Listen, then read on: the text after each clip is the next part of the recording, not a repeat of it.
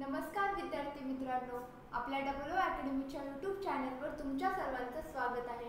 पहा, तर आतापर्यंत आपण तुमचा इयत्ता 10वी मधला इतिहास जो सब्जेक्ट आहे, इतिहास व राज्यशास्त्र, त्यामधील आपण 3 चॅप्टर कंप्लीट केलेले आहेत। काल आपण तुमचा चौथा चॅप्टर जो आहे भारतीय कलांचा इतिहास, या चॅप्टरला कशी सुरुवात केलेली आहे। पहा, त्यातला आपण काल कोणता पॉइंट पाहिला तुमचा, तर कला म्हणजे नेमकं काय हा पॉइंट आपण काल तुमचा पाहिला होता। ठीक आहे, तर पहा, काल आपण कला म्हणजे काय हा पॉइंट पाहिला। मग कला म्हणजे काय मध्ये आपण काय पाहिलं ते मी थोडक्यात तुम्हाला सांगते। कला म्हणजे काय पाहिलं, आपल्या समोर आपल्याला जे आलेले अनुभव आणि त्यातून आपण प्राप्त केलेले ज्ञान हे जगासमोर कसं दाखवायचं यासाठी जे आपण निर्माण केलेले सौंदर्य असते त्यालाच काय म्हणतात, कला असं म्हटलं जातं। मग आपण कलांचे दोन गटात विभागणी जी होते ते पाहिलं होतं। तुमचं ललित कला, दुर्ग कला हे आपण दोन पाहिलं होतं। ठीक आहे, या दोन मध्ये काय होते, कलांची काय होते विभागणी केली जाते, हे पॉइंट पाहिला होता।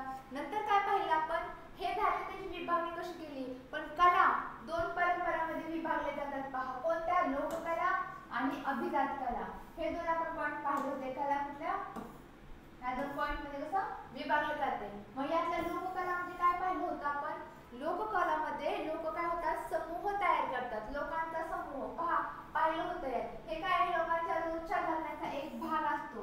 ठीक आहे, तसेच कसा होता, लोककलेची निर्मिती कशी होती, समूहातील लोकांचा प्रत्यक्ष सहभागातून होते। आणि अभिजात कला म्हणजे थोडक्यात सांगते मी, काय पाहिलं होतं कालच्या भागात, अभिजात कला म्हणजे थोडक्यात काय, एखादी कला शिकण्यासाठी, एखादं ज्ञान आपल्याला स्किल प्राप्त करण्यासाठी काय वर्षानुवर्षे किंवा काही वर्ष काय प्रशिक्षण घ्यावं लागतं आणि मग ती आपल्याला कला प्राप्त होते, त्याला काय म्हणतात, अभिजात कला। हा आपण काल इथपर्यंत आपण आपलं पाहिलेलं होतं। पहा, आता सेकंड पॉइंट पाहतोय, घरातला महत्त्वाचा दुसरा भाग पहा, भारतातील दृककला परंपरा। मग यामध्ये आपण आज ही अभ्यासणार आहोत। पहा, दृककलांमध्ये चित्रकला आणि शिल्पकला यांचा समावेश होतो। ठीक आहे, हे आपल्याला हे पाहिलंच होतं कारण आपण चित्रकला, शिल्पकला इत्यादी चित्र रेखाटली जातात। त्याचे उदाहरणे पाहिले होते, निसर्ग चित्र, वस्तुचित्र, व्यक्तिचित्र, ठीक आहे, वास्तूंचे रेखाटन असते। त्यासाठी शिलाखंड, भिंती, कागद, सुती कापड वगैरे हे सगळ्यांचा वापर करून मातीची भांडी पहा, या सगळ्यांवरती हे चित्र कशी रेखाटली जात असेल याचा वापर केला जाईल, पाहिलं होतं। पहा, लोकचित्रकला शैली ह्या पॉइंट आपण सुरुवात केली होती। पहा, काल गुहाचित्रे कुठे आढळून येतात, पहा, अश्मयुगीन काळात गुहाचित्रे अनेक देशात आढळून येतात। पाहिलेलं कुठे येतात, तुमच्या मध्य प्रदेश, उत्तर प्रदेश, बिहार, उत्तराखंड, आंध्र प्रदेश, कर्नाटक, तेलंगणा हा पॉइंट पाहिला। तसेच एक महत्त्वाचा पॉइंट काय होता, मध्य प्रदेशातील भीमबेटका मध्ये काय गुहाचित्र प्रसिद्ध आहे आणि जे युनेस्को जे जागतिक संघटना आहे, ठीक आहे, त्यांनी काही चित्रे कसे, आता काही आपल्या वास्तू आहेत ऐतिहासिक वगैरे ते नामशेष होण्याच्या मार्गावर आहेत। पहा, मग त्यांनी काय केलेले आहे, हे नामशेष होऊ नये यासाठी काय केले, त्यांनी जागतिक स्तरावर एक यादी काढलेली आहे की कोणकोणती जगातील सर्व कशी प्रसिद्ध वास्तू वगैरे आहेत त्याची यादी काढलेली। त्या यादीमध्ये आपला जो भीमबेटका आहे मध्य प्रदेशातील जी गुहाचित्रे प्रसिद्ध आहे त्याचा समावेश आहे। कुठे, जागतिक सांस्कृतिक वारसा स्तरामध्ये याचा समावेश करण्यात आलेला आहे। पहा, ठीक आहे, तसंच काय सांगितलेलं आपण, पुराश्मयुग ते शेतीची सुरुवात होईपर्यंत मग चित्रांमध्ये कसा बदल घडून आला हा पॉइंट काल पाहिला होता। या चित्रांमध्ये काळा, लाल, पांढरा यासारख्या नैसर्गिक द्रव्यापासून तयार केलेले रंग वापरले जाईल, इथपर्यंत आपण आलो होतो। पहा, आता आजपासून पहा हा पॉइंट सुरू करत आपण, महाराष्ट्रातील वारली। आता पहा, हे काय आहे, हे पण तुमचं एक चित्र आहे। पहा, रेखाटने ते काय आहे, पहा, आता महाराष्ट्रातील वारली चित्र परंपरा। पहा, महाराष्ट्रातील वारली चित्र परंपरा आणि पिंगुळ किंवा चित्रपती परंपरा ही लोककला शैलीची निवडक उदाहरणं आहेत। काय आहेत ही लोककला जी आहे शैली त्याची निवडक उदाहरणं आहेत। पहा, ठाणे जिल्ह्यातील जिव्या सौम्या मशे हे काय नाव आहे, एका व्यक्तीचं नाव आहे, हे कुठले, ठाणे जिल्ह्यातले आहे। त्यांनी काय केले, त्यांची वारली चित्रकला ही लोकप्रिय करण्यात मोठा त्यांचा वाटा आहे। त्यांना भरपूर अवॉर्ड पण मिळालेले, सन्मान पण त्यांना प्रदान करण्यात आलेले। पहा, त्यांना त्यांच्या वारली चित्रांसाठी भारतातील आणि जागतिक स्तरावरील अनेक पुरस्कार पहा भेटलेले आहेत। त्यांना 2011 साली कोणता पुरस्कार भेटलाय, पद्मश्री हा बहुमान देखील मिळालेला आहे। कुणाला, ठाणे जिल्ह्यातील ज्या आहेत जिव्या, सौम्या, म्हशे हे कशासाठी प्रसिद्ध आहेत? त्यांच्या वारली चित्रकलेसाठी प्रसिद्ध आहेत. ठीक आहे. तर नेक्स्ट पहा, इसवी सनाच्या 12व्या शतकातील सोमेश्वर या चालुक्य राजाने लिहिलेल्या मानसोल्लास किंवा अभिलषितार्थ चिंतामणी या ग्रंथात चित्रगती परंपरेचे वर्णन आहे. जी चित्रगती परंपरा आहे याचं वर्णन कशात आहे? या ग्रंथामध्ये आहे. आता हा ग्रंथ कोणी लिहिला? सोमेश्वर यांनी लिहिला. पहा, तुम्ही असं नोट डाऊन करून घेऊ शकता. तुम्ही नोट डाऊन करून घेतलं ना, मग परीक्षेला तुम्हाला तुम्ही जे तुमचे महत्त्वाचे पॉइंट जरी वाचून गेला तरी तुम्हाला पेपर सोपा जाईल. ठीक आहे. शेवटी काय होतं, परीक्षेला जाताना आपल्याला वेळ अपुरा पडतो. ठीक आहे. मग आपलं पूर्ण तुम्ही धड्यात थोडी ना वाचू शकता, फक्त मेन पॉइंट वाचले तरी खूप आहे. त्यांनी कुठल्या ग्रंथात त्यांचे लिहिले? मानसोल्लास. ठीक आहे. मानसोल्लास किंवा अभिलषितार्थ चिंतामणी या ग्रंथात लिहिलेलं व त्याचं वर्णन आढळतं. पहा कशाचं? चित्रगती परंपरेचे. त्यावरून या परंपरेच्या प्राचीन तत्वाची कल्पना येते. कठपुतळ्या किंवा चित्रांच्या सहाय्याने येते. पहा कशाने? त्यावर काय होतं? कठपुतळ्या किंवा चित्रांच्या सहाय्याने काय होतं? प्राचीन तत्वाची काय कल्पना येते. पहा, चित्रगती म्हणजे काय असतं याचा अर्थ तुम्हाला सांगते मी. काय आहे चित्रगती म्हणजे? काय कोणाला माहिती का? पहा, चित्रगती नावातच आहे, तुम्हाला लक्षात राहावं म्हणून सांगते. चित्र म्हणजे तुम्हाला माहिती आहे, आपण चित्र वगैरे काढतो. कथी म्हणजेच काय? कथा. मग चित्रगती म्हणजे काय? चित्रांच्या स्वरूपातून आपल्याला एखादी कथा, आता एखादी गोष्ट आपण पहा पहिल्या कसं म्हणजे तुम्हाला माहिती असेल तुमच्या लहानपणी आपण आपल्याकडे छोटी छोटी पुस्तकं असायची, त्यात आता लहान बाळाला चित्र वगैरे दाखवतात किंवा तुम्ही जर पाहिले तर छोटी छोटी पुस्तकं असतात, त्यात पहा चित्राच्या सहाय्याने आपल्याला कथा एक्सप्लेन केलेली असते, आपल्याला कथा सांगितली असते. पहा फक्त चित्राच्या सहाय्याने. मग पूर्वीचे लोक काय करायचे? पूर्वज काही मग त्यांच्याकडे काय असायचं? मग चित्रगती ही परंपरा काय आहे तर तुमचे समजा रामायण असो, तुमचं महाभारत असो, हे सगळं कसं चित्राच्या रूपातून कसं समोर आणायचं जगाच्या. ठीक आहे. सर्वत्र कसं चित्राच्या स्वरूपातून ते मांडायचा प्रयत्न करायचा. ठीक आहे. याला काय म्हणतात? चित्रकथा म्हणतात. मग ह्या चित्रकथा म्हणजे एक कथा समजून सांगण्यासाठी जवळपास पहा 30 ते 50 चित्रांचा उपयोग करतात. एक कथा मांडण्यासाठी जवळपास त्यात किती 30 ते 50 चित्रांचा उपयोग केला जातो. ठीक आहे. समजलं चित्रगती ही परंपरा. मग चित्रगती म्हणजे काय असतं? चित्राच्या सहाय्याने कथा एखादी हे करणे, एक्सप्लेन करणे, समोर मांडणे. चित्राच्या सहाय्याने एखादी कथा मांडणे. ठीक आहे. किंवा सांगणे. ठीक आहे. याला म्हणतात चित्रकथा. पहा यामध्ये पण कसं चित्राच्या सहाय्याने दाखवलेले आहे त्यांनी. चित्रामधून आपल्याला कसं माहिती अधिक मिळते, एखादी कथा आपल्या समोर मांडली जाते, त्याला चित्रगती परंपरा म्हणतात. पहा मी आत्ताच सांगितलं रामायण महाभारतातील कथा सांगण्याची परंपरा म्हणजे चित्रगती परंपरा होय.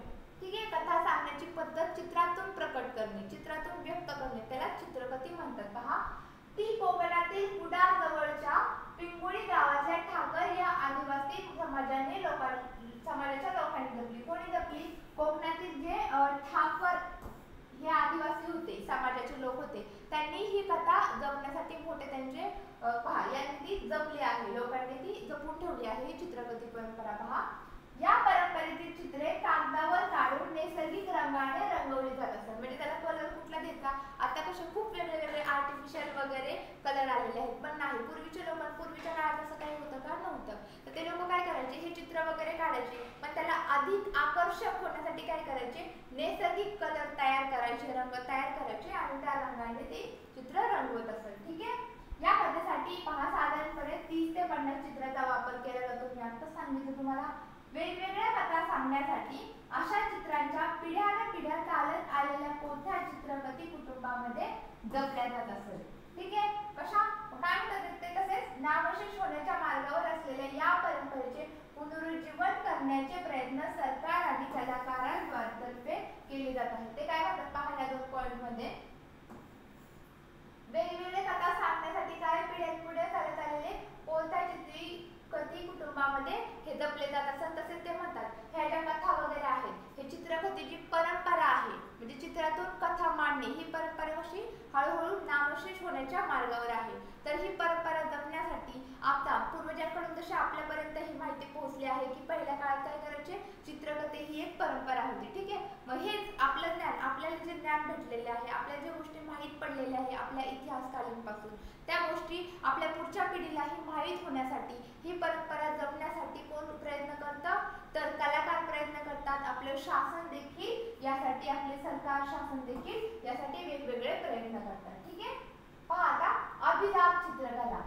आता अभिजात म्हणजेच मी सांगितलेलं तुम्हाला, अभिजात कला म्हणजेच काय असतं की एखाद्या गोष्टीबद्दल, एखाद्या कलेचं ज्ञान प्राप्त करण्यासाठी आपल्याला काही काळ, काही वर्ष काय करावं लागतं, त्याचं प्रशिक्षण घ्यावं लागतं. ठीक आहे, आता समजा मी तुम्हाला कालच सांगितलं, कथ्थक असो, तुमचं भरतनाट्यम असो, याचं प्रशिक्षण घेतल्याशिवाय, काही काळ याचं प्रशिक्षण घेतल्या तुम्हाला ती कला अवगत होणार आहे का, तर नाही. त्याचं योग्य ते तुम्हाला जे पर्टिक्युलर जे त्यांचा काळ असेल, वर्ष, तेवढं प्रशिक्षण घ्यावं लागणार, तरच तुम्ही त्या कलेमध्ये कसं होणार, परफेक्ट होणार. ठीक आहे, त्याचप्रमाणे पहा आता प्राचीन भारतीय वाङ्मयामध्ये विविध कलांसंबंधी सांगोपांग विचार झालेला दिसतो. पहा एकूण किती कलांचा उल्लेख आहे, त्यामध्ये 64 कलांचा उल्लेख आहे. पहा या अभिजात चित्रकलामध्ये, त्यामध्ये चित्रकलेचा उल्लेख आलेख्य किंवा आलेख्य विद्या या नावाने केलेला आहे. पहा तुम्हाला हे रिकाम्या जागा भरायला सुद्धा हा प्रश्न विचारला जाऊ शकतो, म्हणून जे अंडरलाईन शब्द केलेला आहे तुम्ही तुमच्या पाठ्यपुस्तकामध्ये पेन्सिलनी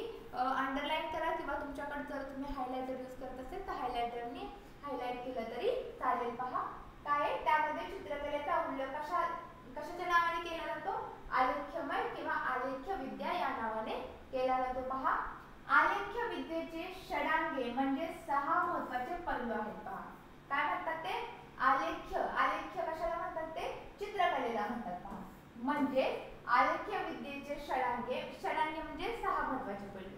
पहा त्यांनी कशाचा अर्थ काय आहे हे दिलेला आहे. पहा व्यवस्थित पहा, चित्रकला म्हणजे आलेख्यमय किंवा आलेख्य विद्या. मी पहा लिहिते,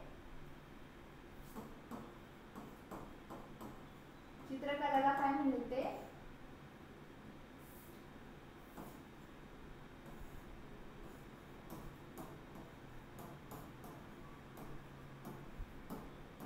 किंवा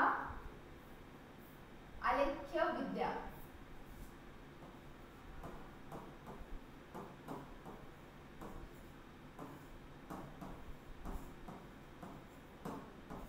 हे कशाला म्हणले त्यांनी, चित्रकलेला म्हणले. आणि षडंग म्हणजे काय, 6 महत्त्वाचे पैलू. हे तुम्हाला ते अर्थ विचारू शकतात, विचारू नाही विचारू, आपला कसा अभ्यास कसा पाहिजे, परफेक्ट पाहिजे. 6 महत्त्वाचे पैलू कशाला म्हणतात, काय म्हणतात, षडांग म्हणजे 6 महत्त्वाचे पैलू. चित्रकला म्हणजे आलेख्य किंवा आलेख्य विद्या. ठीक आहे, पहा मग आता हे पैलू कुठले आहेत ते पाहूयात आपण. रूपभेद, ठीक आहे, हा एक पैलू आहे. रूपभेद म्हणजे काय, विविध आकार. ठीक आहे, प्रमाण, प्रमाण म्हणजे काय, मापे असतात बघा, प्रमाण नावातच आहे, प्रमाणबद्ध रचना आणि मोजमाप. ठीक आहे, नावातच आहे. भाव, भाव म्हणजे काय, आपले जे चेहऱ्याचे भाव वगैरे असतात, तर चित्रकलेतून आपण भाव दर्शवतो. नाव कसं चित्र आहे, एखादं दुःखद चित्र प्रसंग आहे, काय एखादा सुखद प्रसंग आहे, किंवा कसा आश्चर्यचकित प्रसंग आहे, भीतीदायक आहे, ते सगळं ते भावदर्शन. लावण्य योजन म्हणजे सौंदर्याचा स्पर्श. ठीक आहे, किती झाले, हा पहिला झाला प्रकार, दुसरा प्रकार पैलू झाला, तिसरा झाला भाव प्रदर्शन, चौथा झाला लावण्य योजन, पाचवा झाला सादृश्यता म्हणजे काय, वास्तव्याच्या जवळ जाणारे चित्रण, वास्तव्याच्या जवळ जाणारे चित्र म्हणजे सादृश्यता. 6वा काय आहे, पहा वार्णिका भंग म्हणजे रंगाचे आयोजन. हे काय 6 महत्त्वाचे पैलू आहेत. हेच मला विचारले जाऊ शकतात. पहा आपण ह्याचा करूयात. पहा 6 महत्त्वाचे पैलू कोणते, पहिला आहे रूपभेद,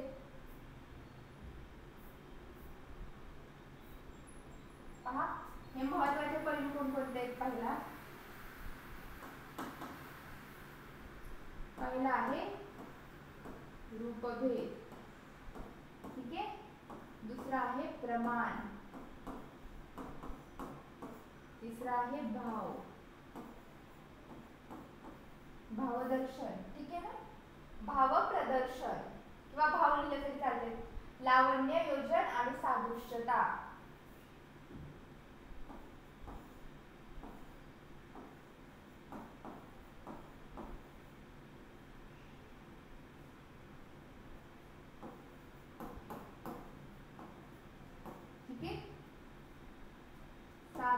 सादृश्यता.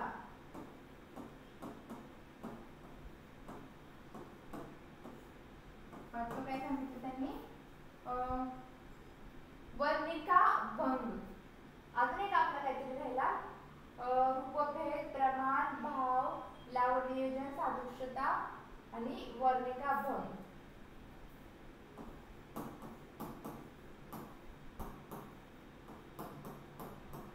पहा आपले पास 1 2 3 4 5 आहेत. तरी म्हणते अशा 5 आणि 6. पहा समजले का तुम्हाला? पहा पहिला कोणता आहे? 6 महत्त्वाचे पैलू हे देखील तुम्हाला विचारले जाऊ शकतो. तुम्हाला डायग्राम दिली जाऊ शकते, मध्ये तुम्हाला 6 महत्त्वाचे पैलू लिहिलेले जाऊ शकतो शब्द, आणि तुम्हाला हे सांगायला लावतात ते की कोणकोणते आहेत. ठीक आहे, मग पहा हे कसं आहे ना, पहिला आहे रूपभेद, दुसरा आहे प्रमाण, तिसरा आहे भाव किंवा भावदर्शन, चौथा आहे लावनियोजन म्हणजे सौंदर्य पहा, तसेच पाचवा आहे सादृश्यता आणि सहावा आहे वर्णिका भंग म्हणजे रंगाचे नियोजन. ठीक आहे, समजलं? हे सगळं व्यवस्थित लक्षात ठेवा कशाला काय म्हणतात. ठीक आहे, पहा विविध धार्मिक पंथाचे आगम ग्रंथ, पुराणे, ठीक आहे, आगम ग्रंथ, पुराणे आणि वास्तुशास्त्रांवरील ग्रंथ यामधून चित्रकला, शिल्पकला यांच्या संबंधीचा विचार. पहा धार्मिक पंथाचे आगम ग्रंथ, पुराणे, वास्तुशास्त्रांवरील ग्रंथ यामधून काय होतं?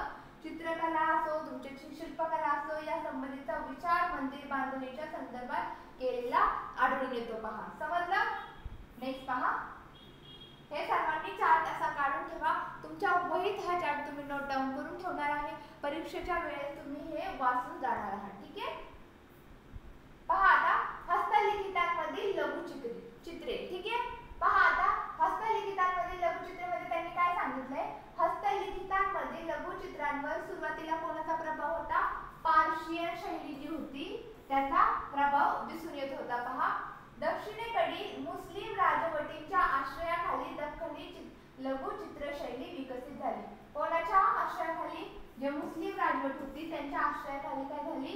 दख्खनी जी लघुचित्रे होती ती विकसित झालेले यांनी सांगितलं आहे. पहा मुघल सम्राट अकबराच्या कारकिर्दीत पार्शियन आणि भारतीय चित्रकारांच्या शैलीतून मुघल लघुचित्रशैलीचा उदय झाला.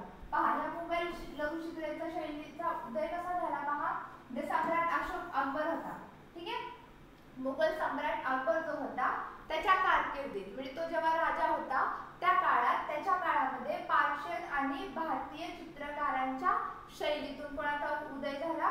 तर मुघल लघुचित्रशैलीचा उदय झाला. पहा ठीक आहे, पहा आता युरोपीय चित्रशैली ही कशी होती पाहूयात. ब्रिटिश राजवटीत पाश्चात्य चित्रशैलीचा प्रभाव भारतीय चित्रशैलीवर पडलेला दिसतो. कोणाच्या? ब्रिटिश राजवटीत पाश्चात्य चित्रशैलीचा प्रभाव पडलेला दिसतोय. आणि इथं काय होतं? कोणत्या राजवटीत? पहा हस्तलिखितांमध्ये जी लघुचित्रे होती त्याच्या सुरुवातीला त्याच्यावर कशाचा प्रभाव पडलेला? पार्शियन शैलीचा पडलेला. आणि ब्रिटिश राजवटीत कशाचा पडलेला? पाश्चात्य चित्रशैलीचा प्रभाव आपल्या भारतीय चित्रशैलीवर पडलेला आढळून येतो. पहा पुण्यातील पहा शनिवार वाड्यात सवाई माधवराव शव्यांच्या काळात जेम्स लियल यांनी काय केले? पहा ह्या स्कॉटिशियन जो चित्रकार होता त्यांनी त्याच्या नेतृत्वाखाली एक कलाशाळा स्थापन करण्यात आली. कुठे? तर आपल्या पुण्यातील जो शनिवार वाडा आहे तुम्हाला सर्वांना माहित असेल. पुण्यातील शनिवार वाडा देखील एक आपल्या ऐतिहासिक वास्तूपैकी एक वास्तू आहे. पहा तिथे काय झालेले आहे? सवाई माधवराव शव्यांच्या काळात जेम्स वेल या स्कॉटिशियन चित्रकाराच्या नेतृत्वाखाली एक कलाशाळा स्थापन केली. अजून पहा जेम्स वेल यांनी कोणाचे चित्र काढले ते देखील यांनी पहा सांगितलेले आहे. पहा त्याने सवाई माधवराव आणि नाना फडणवीस यांचे चित्र काढले होते. कुणी? तर जो स्कॉटिशियन चित्रकार होता जेम्स वेल त्याने काढलेले होते चित्र. कोणाचं? तर सवाई माधवराव आणि नाना फडणवीस यांचं काढलेलं होतं. ठीक आहे, वेल्सच्या म्हणजे जेम्स वेलच्या सोबत काम करणारे एक मराठी चित्रकार आणखीन एक होते. ते पण त्यांचं पण नाव घेतलं पाहिजे, ते पण फेमस होते. पहा त्यांनी पण भरपूर काम केलेलं आहे. गंगाराम तांबट. ठीक आहे, यांचा पण देखील इथे विशेष असा उल्लेख करायला हवा. त्यांनी काय केलंय? पहा वेरूळ, वेरूळ कार्ले येथील लेण्यांची चित्रे काढली होती. पहा त्यांची पहा काय केलेलं आहे तुम्ही आता पहा बरेच जण काय अजिंठा वेरूळची लेणी असं बघायला जातात पहा. खास करून काय जातात, लेणी पाहायचं असेल ठीक आहे, ट्रिपला जाता तुम्ही, तिथे तुम्हाला अजिंठा वेरूळला पण ट्रिपला बरेच जण भेट देतात ठीक आहे, अजिंठा वेरूळच्या लेण्यांना. मग त्या अजिंठा वेरूळ तिथली वेरूळची लेणी कोणी काढलेली आहेत पहा, तर कोणी काढलेली आहे, तुमचे जे चित्रकार आहेत, मराठी चित्रकार आपले गंगाराम तांबट यांनी तिथली वेरूळची असो तुमच्या कारले यातील लेणी काय काढलेली आहे, त्यांनी लेण्यांची चित्र ते काढली आहेत पहा. तसेच त्यांची अजून जी चित्रे आहेत ती कुठे आहेत, अमेरिकेतील विद्यापीठामध्ये, येल विद्यापीठामध्ये, Yale centre of British art, Yale centre of British art येथे काय केलेले आहेत, जतन करून ठेवलेले आहेत पहा. समजलं पहा. चित्रवस्तूंचे हुबेहूब चित्रण हे पाश्चात्य चित्रशैलीचं काय होतं, एक वैशिष्ट्य मानलं जायचं. हुबेहूब चित्रण म्हणजे काय, चित्रवस्तूचे म्हणजे चित्रवस्तू म्हणजे जी वस्तू ज्या प्रकारे दिसते आहे त्याच प्रकारे हुबेहूब त्याचं काय करायचं, चित्र रेखाटायचं ठीक आहे, त्याला काय म्हणतात पहा, हुबेहूब चित्रण. हे कशाचं वैशिष्ट्य आहे पहा, तुमचं जे पाश्चात्य चित्रशैली आहे त्याचं हे एक वैशिष्ट्य आहे. मुंबई इतर सन 1857 मध्ये स्थापन झालेल्या पहा, मुंबईत 1857 साली जे school of art and industries हे जे स्थापन झालेलं आहे पहा, एक मिनिट,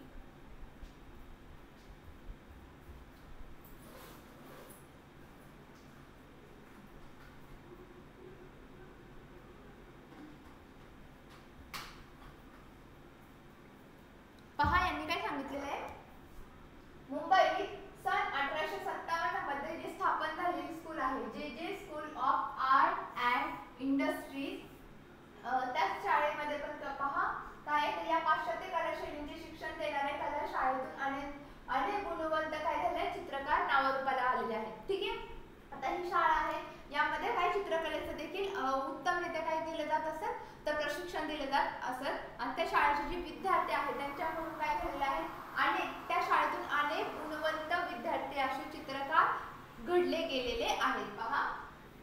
त्यातील पेस्तनजी बोमनजी, आता नावं सांगितलेली आहेत ते महत्त्वाचे आहेत पहा, त्यातील मी अंडरलाईन करते, त्यातील पेस्तनजी बोमनजी यांनी अजिंठा लेण्यातील चित्र या प्रतिकृती बनवण्याचे काम केलेले आहे पहा.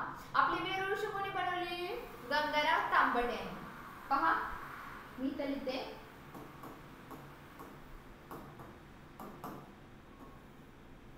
वेरूळची चित्रे कोणी बनवली, वेरूळ मध्ये कोणी काढलेली आहेत,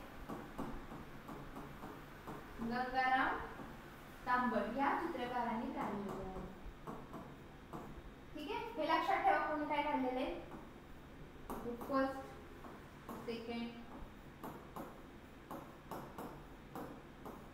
अजिंठा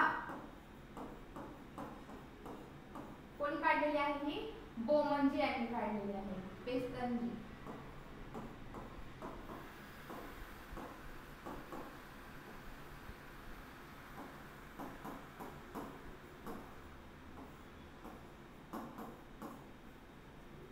यांनी काढलेले आहे ठीक आहे, समजलं. हे लक्षात ठेवा, वेरूळचे गंगाराम तांबट या चित्रकारांनी काढलेले आहेत आणि चित्रकार पेस्तनजी बोमनजी यांनी अजिंठा जी आहे तिथली काय काढलेली आहे, चित्र रेखाटली आहे ठीक आहे, प्रतिकृती बनवलेत आहे.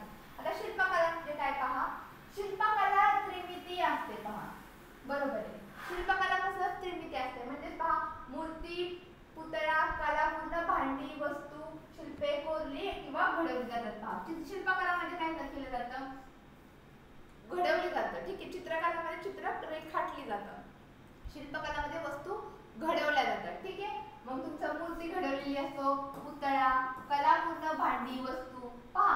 आपल्याकडे पहा, आपण भारतामध्ये तुम्हाला सर्वांना माहितीच असेल पहा, आपण गणेश जयंतीच्या वेळेस काय करतो, आपण गणपतीच्या मूर्ती आणतो ठीक आहे. मग ही गणपतीची मूर्ती काय केलेली असते, घडवलेली असते ठीक आहे. मग ही मूर्ती घडवणं म्हणजे पण काय आहे, एक तुमची शिल्पकलेचा प्रकार आहे पहा ठीक आहे. तसंच पहा तुम्ही बैलपोळ्याला तुम्ही बैल विकत आणता ठीक आहे. आता काही आपल्याकडे कसं गावाकडे खेड्याकडे बैल वगैरे असतात, सिटीमध्ये शहरामध्ये बैल असतात का, मग ते काय करतात, जे छोटे छोटे बैलाचे चित्राकृती असते ठीक आहे, मूर्ती असतात ज्या बैलाच्या ठीक आहे, मग ते आणतात. मग ते पण काय तुमच्या घडवलेलेच आहे ठीक आहे. सो ते पण तुमचा शिल्पकलेचा प्रकारे आहे ठीक आहे. पहा आता त्यासाठी काय करतात, दगड, धातू, माती यांचा उपयोग केला जातो पहा. कशाचा? दगडाचा उपयोग करून, वेगवेगळ्या धातूंचा उपयोग करून, मातीचा उपयोग करून काय केलेले असतात? घडवलेले असतात. ठीक आहे. पहा आता अजून एक उदाहरण सांगायचं झालं तर पहा, पूर्वीचे लोक काय करायचे? सर्वात पहिल्या काळात पहा, दगडांपासून लोक काय करू लागले? स्वतःचा बचाव करण्यासाठी काय केलं लोकांनी? सुरुवात पहिल्यांदा दगडांपासून लोक हत्यारं बनवू लागले. ठीक आहे. मग दगडांवरती कसं दगडांपासून हत्यार बनवणे ही पण एक काही कलाच आहे. मग ही काय? दगडांपासून हत्यारे बनवणे हे पण एक तुमच्या शिल्पकलेमध्ये सुद्धा मोडलं जाऊ शकतं. पहा, वेरूळची कैलास लेणे हे एक अखंड शिल्पकलेचे एक उदाहरण आहे. पहा, शिलाखंडातून कोरलेले अद्वितीय शिल्प आहे. पहा, वेरूळचे कैलास लेणे हे पण काय? खूप असं हे पण एक उदाहरण आहे शिल्पकलेचं. ठीक आहे. महत्त्वाचं उदाहरण आहे. पहा, हे सारनाथ येथील अशोक स्तंभाच्या शीर्षावरील 4 सिंहांच्या शिल्पावर आधारलेले चित्र काय आहे? हे पण खूप महत्त्वाचं आहे. कुठले? हे सारनाथ येथील अशोक स्तंभावरती जे 4 सिंहाचं शिल्प आहे, जे आपण काय म्हणतो? त्याला राष्ट्रीय मानचिन्ह म्हणतो आपल्या भारताचं. हे पण शिल्पकलेचे एक उदाहरण आहे, जे फेमस आहे, प्रचलित आहे. कोणकोणते? वेरूळचे लेणी, वेरूळचे जे कैलास लेणी आहे आणि सारनाथ येथील अशोक स्तंभावर जे आहे 4 सिंहाच्या शिल्पावर जे चित्र आधारलेले आहे ते. ठीक आहे. हे लक्षात ठेवा.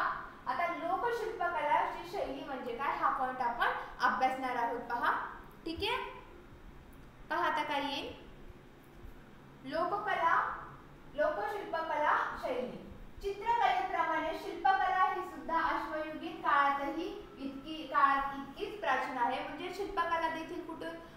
चित्रकला आपण कुठं पाहिली होती? चित्रकला अश्मयुगीन काळापासून आहे, आजतागत आहे. पहा, चित्रकला आपण कुठं? गुहांमध्ये, ज्या आपल्या प्राचीन गुहा होत्या, अश्मयुगीन गुहांमधून आपल्याला चित्रकला तेव्हा त्या काळात पण होती. पहा, गुहामध्ये पहिली चित्र लोक काढले जात असत. ठीक आहे. पहिले लोक तिथं चित्र काढले जात असत. पहा, त्याप्रमाणे चित्रकलाप्रमाणे शिल्पकला ही सुद्धा अश्मयुगीन काळ इतकी प्राचीन आहे. दगडी हत्यारे बनवण्यासाठी सुरुवात ही एक प्रकारे शिल्पकलेची सुरुवात होती असे म्हणता येईल. पहा, मी आताच म्हणलं तुम्हाला उदाहरण मागाशीच सांगितलं, त्या काळात देखील लोक काय करायचे? स्वतःचा बचाव करण्यासाठी दगडी हत्यारे माणसं बनवू लागली होती. मग ही पण काय आहे? ही पण घटना कशात आहे? दगडी हत्यारे बनवणे हे पण एक शिल्पकलेचाच भाग आहे. ते त्यांनी सांगितले. ही पण एक प्रकारे शिल्पकलेची सुरुवात आहे असं आपल्याला म्हणता येईल. पहा. ठीक आहे. भारतामध्ये धार्मिक प्रसंगी मातीच्या मूर्ती तयार करून त्यांची पूजा करण्याची किंवा त्या अर्पण करण्याची प्रथा हडप्पा संस्कृतीत त्या काळापासून होते. पहा. ठीक आहे. पहा, त्यांनी काय सांगितले की आपल्या भारतामध्ये काय होतं? मातीच्या मूर्ती बनवणे. मी आता सांगितलं तुम्हाला. तुमच्या गणेश जयंतीच्या वेळेस पण आपण काय करतो? गणपतीची मूर्ती आणतो. ठीक आहे. तिची पूजा करतो. मग गणपतीला पण कसं 9 दिवस आपण तिची पूजा करतो. त्यानंतर कसं गणपती विसर्जित करतो किंवा काही लोक घरातच ठेवतात. पण ही परंपरा कुठली? आपल्या भारतात हडप्पा संस्कृतीपासून आहे. पहा, हायलाइट करते मी हडप्पा. पहा, मी हायलाइट करते ही गोष्ट. कुठून आहे आपल्याला?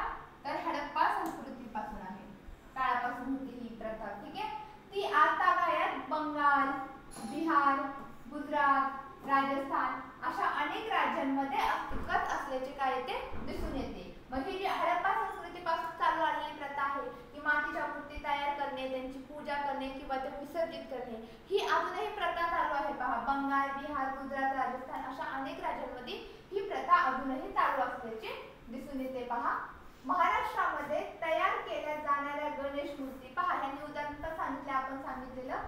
महाराष्ट्रामध्ये तयार केल्या जाणाऱ्या गणेश मूर्ती असोत, गौरीचे मुखवटे असो. ठीक आहे. गौरी गणपती आपण म्हणतो. गणपती बसले की नंतर लगेच गौरी पण बसतात. पहा, मग गणेश मूर्ती असो, तुमच्या गौरीचे मुखवटे असो, बैल पोळ्यासाठी तयार केले जाणारे मातीचे बैल असो, पूर्वजांच्या स्मरणासाठी उभा केलेले जे पुतळे असो किंवा लाकडी मुखवट्याचे खांब असो, वीरगळ, आदिवासी घरांमधील साठवणीच्या मातीच्या कोट्या असो. पहिल्या लोक काय करायचे? तर आदिवासी घरांमधील साठवणीच्या मातीच्या कोट्या तयार करायचे. इत्यादी या गोष्टी शिल्पकलेच्या लोकपरंपरेचे साक्ष देत असतात. ठीक आहे. साठवणीच्या मातीच्या कोट्या इत्यादी गोष्टी या शिल्पकलेच्या लोक परंपरेची काय देतात, साक्ष देतात. म्हणजेच कोणकोणत्या तुम्हाला गोष्टीतून दिसून येतं पहा. मी परत एकदा सांगते. जे आपण गौरी गणेश मूर्ती गौरीचे मुखवटे बनवतो त्यातून तुम्हाला शिल्पकला ही दिसून येते. त्यानंतर कशातून दिसून येते, आपण जे बैल पोळ्याला मातीचे बैल बनवतो त्यातून तुम्हाला शिल्पकला दिसून येते. तसेच पूर्वजांच्या स्मरणासाठी आपण जे उभे केलेले लाकडी मुखवट्यांचे खांब असो किंवा पहा वीरगळ आदिवासी घरांमधील साठवण्यासाठी मातीच्या कोटा केलेल्या असतात. या सगळ्यांमधून काय दिसतं तुम्हाला, शिल्पकला आढळून येते. या सगळ्याचं काय होतं तुम्हाला, शिल्पकला या शिल्पकलेचा काय होतो, आढळून येते. नेक्स्ट पहा आता अभिजात शिल्पकला शैली. मी तुम्हाला आधी सांगितलं होतं अभिजात शैली म्हणजे काय असतं. अभिजात म्हणजेच काय, जर एखाद्या गोष्टीचं आपल्याला प्रशिक्षण घेतलं आणि मग ती कला आपल्यामध्ये येणे, आत्मसात होणे, आपल्याला त्या कलेचे पहिल्यांदा काही वर्ष ज्ञान घ्यावे लागते. ठीक आहे, त्याला काय म्हणतात, अभिजात शैली म्हणतात, असं मी तुम्हाला सांगितलं होतं. आता आपण पाहणार आहोत अभिजात शिल्पकला शैली. ठीक आहे, शिल्पकलेमधली अभिजात शैली. हडप्पा संस्कृतीमधील मुद्रा असो, दगडी आणि कास्य पुतळे 5000 वर्षे किंवा त्यापेक्षा अधिक प्राचीन असलेल्या भारतीय शिल्पकलेच्या परंपरेची काय देतात, साक्ष देतात. काय तर हडप्पा संस्कृतीमध्ये जे मुद्रा असतील, दगडी कास्य जे पुतळे वगैरे असतील ते कधीपासूनचे तुमचे त्यांनी सांगितले 5000 वर्ष किंवा त्या आधीपासून जे आपल्याकडे भारतीय शिल्पकला जी प्रचलित म्हणजे दिसून येते की पहिल्या काळातही आपल्या 5000 वर्षापूर्वी देखील आपल्याकडे ही शिल्पकला जी होती, भारतीय शिल्पकला अस्तित्वात होती, याची ती काय देतात, साक्ष देतात. म्हणजे हे आपल्याला ते सांगतात. ठीक आहे, मौर्य सम्राट अशोकाच्या काळातील दगडी स्तंभापासून भारतीय कोरीव दगडी शिल्प निर्मितीला खऱ्या अर्थाने सुरुवात झाली असे म्हणता येईल. कोणाच्या काळात, मौर्य सम्राट जो अशोक आहे त्याच्या काळापासून सुरुवात झाली. कशाला, दगडी स्तंभापासून भारतीय कोरीव दगडी शिल्प निर्मितीला. म्हणजे शिल्प निर्मिती कोरीव दगडांवर करायची सुरुवात कुठून झाली म्हणतात ते सम्राट अशोक जे आहेत, मौर्य सम्राट अशोक याच्या काळापासून झाली असे त्यांचं म्हणणं आहे. पहा मध्य प्रदेशातील सांची येथील स्तूप. पहा मध्य प्रदेशातील सांची येथील स्तूप प्रथम अशोकाच्या काळात उभारला गेला. पहा ठीक आहे, सांची इथलं काय प्रसिद्ध आहे, स्तूप प्रसिद्ध आहे. पहा त्याच्यावरील देखण्या शिल्पांची सजावट मात्र नंतरच्या काळात केली गेली असावी असे मानले जाते. पहा म्हणजे हे जरी म्हणतात की सुरुवात कुठून झाली, पहा अशोकाच्या काळात म्हणजे सम्राट अशोकाच्या काळात सांची येथे काय स्तूप हे बांधण्यात आलं. पण नंतर त्या स्तूपावरती जे त्यांनी कोरीव काम केलं असतं, काही डिझाईन केले असतं, त्याला सजवलं वगैरे असतं, ते सगळं कुठं काय झालेलं म्हणतात ते त्याची सजावट वगैरे कुठे झाली, नंतर काही काळात झालेली आहे असं त्यांचं म्हणणं आहे. काही लोकांचं असं मानणं आहे. ठीक आहे, पहा भारतातील शिल्पकलेचा विकास नंतरच्या काळात होत राहिला. पहा शिल्पकलेचा सुरुवात कुठून झाली यांचं म्हणणे हे पहा. मौर्य सम्राट अशोकाच्या काळात दगडी स्तंभापासून भारतातील कोरीव दगडी शिल्पकलेला सुरुवात झाली म्हणतात. परत सांची येथे प्रथम स्तूप कुठे केले, अशोकाच्या काळात उभारलं गेलं. आता एवढ्या सगळ्या गोष्टी झाल्या, त्यानंतर हळूहळू बदल तर होणार, शिल्पकलेला काय भेटणार, चालना भेटणार, लोकांमध्ये शिल्पकलेविषयी जागरूकता निर्माण होणार. ठीक आहे, मग यामध्ये हळूहळू कसा विकास होत गेला. मग नंतर काय म्हणतात ते, त्यामुळं काय झालं, नंतरच्या काळात कसा शिल्पकलेमध्ये विकास हा होत गेला असं त्यांचं म्हणणं आहे. पहा आता हे कुठलं आहे, हे जे त्यांनी दिलेलं आहे चित्र रेखाटन, ते कशात आहे, तुमचं बोरोबुदुर स्तूप आहे. हे सर्वात मोठं स्तूप आहे. पहा यांनी सांगितले पण असेल, हे काय आहे तुमचं, पहा काय आहे, मी तर लिहिते, जगातील सर्वात मोठे स्तूप आहे ते.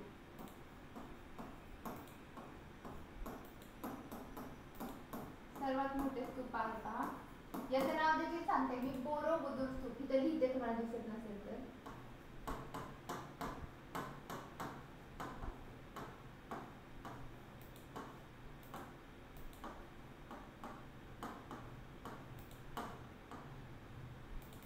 बोरोबुदुर स्तूप. ठीक आहे, पहा आपल्याला भारताहून येथील स्तूपावरील शिल्पाद्वारे मिळते. भारतातील माहिती कुठल्याद्वारे मिळते, आपल्यात पहा बोरोबुदुर येथील स्तूपावरील शिल्पाद्वारे मिळते. बौद्ध धर्माचा प्रसार भारताबाहेर दूरवर झाला, त्यामुळे उभारण्याची परंपरा सुरुवात झाली पहा. कुठं ते काय म्हणतात पहा, बौद्ध धर्म जो होता आपल्या भारतातील त्याचा प्रसार कुठं झाला, जगभर झाला. दूरवर आपल्या भारताबाहेर देखील जगभर करण्यात आला. त्यामुळे काय स्तूपांची निर्मिती ही करण्यात आली वेगवेगळीकडे. आणि हे जे पहा तुमचं जे बोरोबुदर स्तूप आहे ते कुठले आहे, तुमचं इंडोनेशियामधील स्तूप आहे. हे काय आहे, जगातील सर्वात पहा त्यांनी सांगितलेलं आहे जगातील सर्वात मोठा स्तूप म्हणून याची ओळख आहे. पहा हे कुठे, इंडोनेशियातील बोरोबुदर येथील हे स्तूप आहे. ते जगातील सर्वात मोठे स्तूप म्हणून ओळखले जाते. पहा इसवी सनाच्या 8व्या-9व्या शतकात हे बांधले गेलेले आहेत. पहा इसवी सन 1991 साली युनेस्कोने पहा म्हणजे जागतिक जी संघटना आहे जी यादी तयार करते आपले, त्याने काय केलेले आहे, हे जे स्तूप आहे बोरोबुदर याला जागतिक वारसा स्थळ म्हणून काय केलेलं आहे, एक जाहीर केलेलं आहे. जागतिक वारसा स्थळ याच्या यादीमध्ये युनेस्को या जागतिक संघटनेने या बोरोबुदर स्तूपचा काय केलेला आहे, उल्लेख केलेला आहे. यादीत त्याला जाहीर केलेला आहे, नाव त्याचं घेतलेलं आहे. अशोक स्तंभ भारताहून स्तूप शिल्पेमध्ये अशोक स्तंभ जे आहे पहा ते बोरोबुदर स्तूप हे शिल्प. आता हे जे बोरोबुदर स्तूप आहे हे पण एक तुमची शिल्पकलाच आहे. ठीक आहे. भारतीय मूर्ती विज्ञान पहा हा पॉइंट आपण पाहूया. भारतातील मूर्ती विज्ञान, ठीक आहे, म्हणजे मूर्ती घडवण्याचे ज्ञान असं म्हटलं तरी चालेल. अफगाणिस्तान आणि आसपासच्या प्रदेशात इसवी सनापूर्वी 2ऱ्या शतकात पहा अफगाणिस्तान आणि आसपासच्या प्रदेशात तुमच्या इसवी सन 2ऱ्या शतकात ग्रीक आणि पार्शियन जे आहे त्याचा प्रभाव दर्शवणारी गांधार शिल्पकला शैली उदयास आली. पहा कशावरती, अफगाणिस्तान जो देश होता तो आणि त्याच्या आसपासच्या प्रदेशामध्ये जी गांधार शिल्पकला शैली होती ती उदयास आली. ठीक आहे. प्रभाव कशाचा होता याच्यावर, तुमचा ग्रीक आणि पार्शियनचा प्रभाव याच्यावरती आढळून येतो. पहा इसवी सनाच्या पहिल्या ते तिसऱ्या पहा हे नटराज आहे. पहा इसवी सनाच्या पहिल्या ते तिसऱ्या शतकात म्हणजे कुशाण काळात मथुरा शिल्पशैली उदयाला आली. पहा या शैलीने भारतीय मूर्ती विज्ञानाचा पाया हा भक्कम केला. ठीक आहे. पहा देवप्रतिमांचा उपयोग करण्याची कल्पना. पहा देवप्रतिमांचा म्हणजे देवांच्या ज्या मूर्ती असतील, पुतळे असतील असं, ठीक. पहा त्याचा उपयोग करण्याची कल्पना कुशाण नाण्यांवर प्रथम पाहण्यास मिळते. म्हणजे याची सुरुवात कशावर झाली, जे नाणी असतात त्याच्यावरती देवदेवतांचे फोटो वगैरे चित्र रेखाटणे हे प्रथम देवदेवतांचे जे चित्र वगैरे रेखाटले जायचे, त्यांचे जे काम केले जायचे कल्पना, ठीक आहे, ते देवांच्या ज्या प्रतिमा काढल्या जायच्या त्या कशावर पहिल्यांदा काढल्या तर कुशाण नाण्यांवरती प्रथम आपल्याला पाहावयास मिळते. गुप्त साम्राज्याच्या काळात भारतीय मूर्ती विज्ञानाचे नियम तयार होऊन शिल्पकलेचे मापदंडही काय केले, निर्माण करण्यात आले. पहा ते म्हणतात इसवी सनाच्या 9व्या ते 13व्या शतकात चोळ राजांच्या अधिपत्याखाली दक्षिण भारतात कास्य मूर्ती घडवण्यासाठी एक कला विकसित झाली. पहा त्यामध्ये शिवपार्वती, नटराज, लक्ष्मी, विष्णू सारख्या देवतांच्या मूर्ती बनवल्या गेल्या. पहा यांचं काय म्हणणे, पहा हे काय म्हणतात आपल्याला कोणत्या काळात तर इसवी सन 9व्या आणि 13व्या शतकात काय झालं, चोळ जे राजा होते ते चोळ राजांच्या अधिपत्याखाली काय झालं, आपल्या दक्षिण भारतामध्ये कास मूर्ती घडवण्याची एक कला विकसित झाली. सर्वांसमोर ही कला काय झाली, निर्माण झाली. म्हणजे ठीक आहे, ती कला अवगत होती काहींना, मग कास्य मूर्ती घडवण्याची कला विकसित झाली. मग त्यामध्ये त्यांनी काय केलं, मग ही त्यांना कला विकसित झाली कास्य मूर्ती घडवण्याची.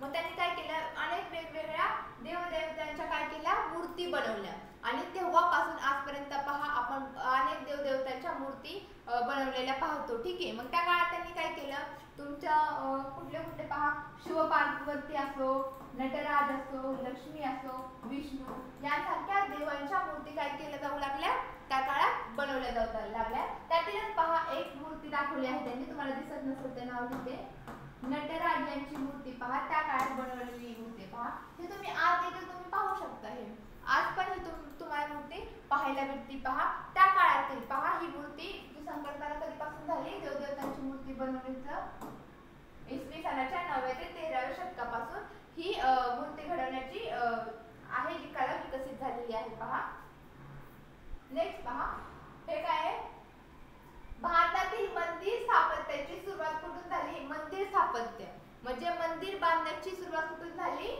इसवी सनाच्या 4थ्या शतकात गुप्त साम्राज्याच्या काळात झाली. पहा कोणाच्या काळात झाली, गुप्त साम्राज्याच्या काळात झाली. आणि जे देवदेवतांची जी मूर्ती घडवण्याची कशाच्या झाली तर चौल राजाच्या आधिपत्याखाली ही कला विकसित झाली. कला कोणती होती तुमची? कास्य मूर्ती घडवण्याची कला विकसित झाली. पहा, कास्य मूर्ती.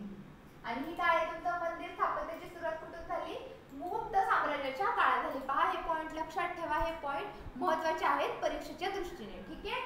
पहा, गुप्त काळाच्या सुरुवातीस गाभारा आणि त्याबाहेर 4 स्तंभ असलेली ओसरी एवढेच मंदिराचे स्वरूप होते. पहा, म्हणजे मंदिराचा जो मेन पार्ट असतो. पहा, यांनी काय सांगितलंय? गाभारा. पहिल्या मंदिराला काय होतं? आता कसे मंदिर वेगवेगळ्या प्रकारे असतात. पहा, मंदिराला पुढून पोर्शन दाखवतात, ते पुढून जागा दाखवतात, मागून भरपूर वेगवेगळ्या प्रकारचे आजकाल कसे मंदिर बांधले आहेत. ठीक आहे. पहा, पण त्या काळात नव्हतं. पहिल्या काळात फक्त मंदिर म्हणजे काय होतं की मंदिराचा गाभारा आणि त्याबाहेरील फक्त 4 स्तंभ उभारलेले, तेवढेच मंदिर मांडलं जात असत. तेवढेच पहिले मंदिराचे स्वरूप होते. नंतर काय झालं? इसवी सनाच्या 8व्या शतकापर्यंत भारतातील मंदिर स्थापत्य पूर्ण विकसित झाले होते. पहा, हे वेरूळ येथील कैलास मंदिराच्या भव्य रचनेवरून काय होते? लक्षात येते. पहा, ठीक आहे. कशावरून लक्षात येतं? नंतर काय झालं? पहिल्यांदा कसं होतं? फक्त गाभारा आणि पुढचा जो पोर्शन असतो आपले 4 स्तंभ, तेवढंच मंदिर असं मानलं जात असत. पण पूर्वीचे लोक मंदिर स्थापत्य, एखादं मंदिर उभारायचं असेल तर तेवढंच मंदिर उभारत असत. पण हळूहळू काय झालं? सगळ्या गोष्टींमध्ये बदल होत गेला. नंतर मंदिर स्थापत्यामध्ये पण काय झालं? प्रोग्रेस, तुम्हाला विकास घडून आलेला दिसून येतो. आणि नंतर मग लोक काय करू लागले? हळूहळू मंदिर स्थापत्य करण्यामध्ये पण एक काय बदल घडून आले. हे बदल कुठे दिसतात तुम्हाला? वेरूळमधील काय कैलास मंदिराच्या रचनेवरून तुम्हाला हे बदल दिसून येतात. पहा, 6 लक्षात येतात. मध्ययुगीन काळापर्यंत भारतीय मंदिर स्थापत्याच्या अनेक शैली विकसित झाल्या. पहा, शिखरांच्या रचना वैशिष्ट्यानुसार शैली ठरतात. पहा, आता हे जे तुम्हाला दाखवले आहे, त्यांनी जो फोटो दाखवलेला आहे. पहा, हे काय आहे तुमचं? नागर शैलीचे शिखर आहे. काय तुमचं?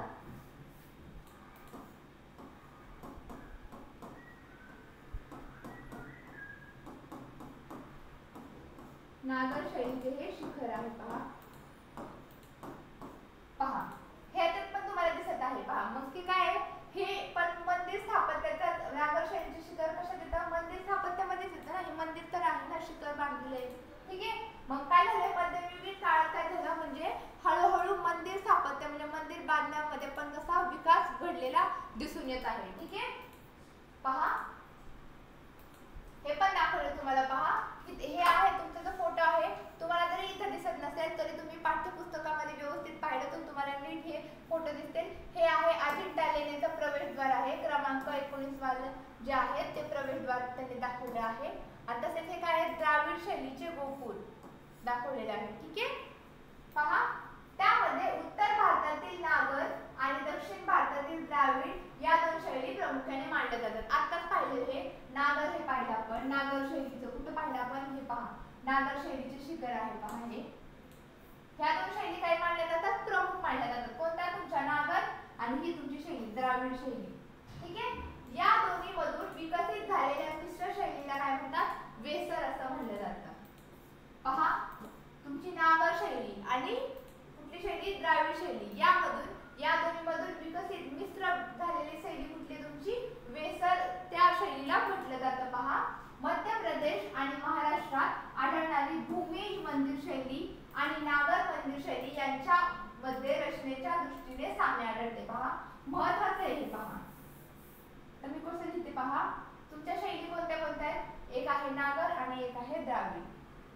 हे लक्षात कसं ठेवायचं? पहा, पहिली शैली आहे तुमची नागर, दुसरी शैली आहे द्राविड, आणि यामधून मिश्र शैली कोणती आहे तुमची?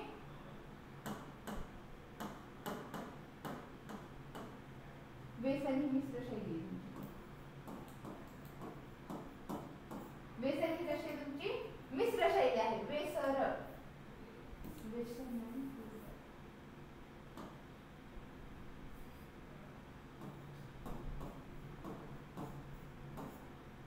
वेसन ही कशी आहे तुमची? मिश्र शैली आहे. ठीक आहे. तसंच ते काय म्हणतात? तुमची जी नागर शैली आहे आणि भूमी जी शैली आहे जी आपल्या महाराष्ट्रात आढळते त्यामध्ये काय साम्य दिसून येतं. पहा, नागर शैली साम्य कशात दिसून येतं तुमच्या?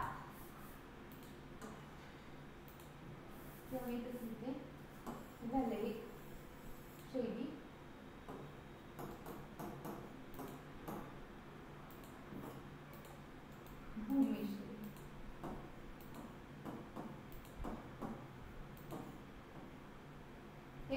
साम्य आढळून येते यामध्ये. पहा, जी नागर शैली आहे, जी प्रमुख शैलीपैकी एक शैली मानली जाते, नागर शैलीचं साम्य आपल्या ज्या महाराष्ट्रात जी भूमी शैली आढळते तशाशी आढळून येतं. पहा, ठीक आहे. तसंच पहा, भूमी शैलीत क्रमशः लहान होत जाणाऱ्या शिखरांच्या प्रतिकृती पर्यंत रचलेल्या असतात. पहा, वरपर्यंत. भूमी शैलीमध्ये काय होतं, क्रमशः लहान होत जाणाऱ्या शिखरांच्या प्रतिकृती, म्हणजे आधी मोठं, नंतर त्याच्यापेक्षा लहान, त्याच्यापेक्षा लहान लहान लहान अशा प्रतिकृती काय वरपर्यंत रचलेल्या आपल्याला आढळून येतात असं त्यांनी सांगितले आहे. पहा, ठीक आहे. पहा, आजच्या पाठामध्ये आपण इथेच थांबतो आहोत. आपला जो भारतीय कलांचा इतिहास आहे, हा जो राहिलेला आपला पाठ आहे, हा आपण पुढच्या लेक्चरमध्ये कंप्लीट करणार आहोत. त्यानंतर आपण धड्याखाली जे तुमचे प्रश्न आहेत स्वाध्याय, ते देखील आपण अभ्यासणार आहोत. आतापर्यंत जे आपले 3 पाठ झालेले आहेत ते तुम्ही व्यवस्थित अभ्यासा. त्याच्याखाली जे आपण स्वाध्याय देखील सोडवलेले आहे त्याचा पण व्यवस्थित अभ्यास करा. जे मी हायलाइट पॉईंट केलेले आहेत ते तुम्ही तुमच्या पाठ्यपुस्तकामध्ये देखील हायलाइट करा, जेणेकरून परीक्षेच्या काळामध्ये तुम्ही एवढे पॉईंट जरी वाचून गेलात तरी तुम्हाला पेपर हा सोपा जाईल. आज आपण इथेच थांबतो आहोत. धन्यवाद.